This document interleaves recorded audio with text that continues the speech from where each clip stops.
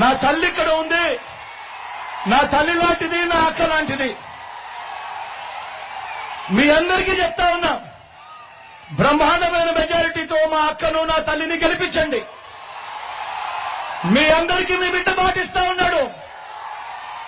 నా అక్కను డిప్యూటీ సీఎంగా చేసి ఈ పిఠాపురానికి పంపిస్తానని చెప్తా ఉన్నా. మీకోసం పంపిస్తా, మీ అభివృద్ధి కోసం పంపిస్తా, మీకు మంచి చేయడం కోసం పంపిస్తా.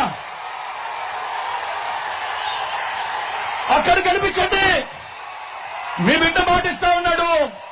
నా పక్కనే డిప్యూటీ సీఎంగా పెట్టుకొని మీ అందరికీ మంచి చేయిస్తాడు మీ బిడ్డ అని చెప్తా ఉన్నాడు.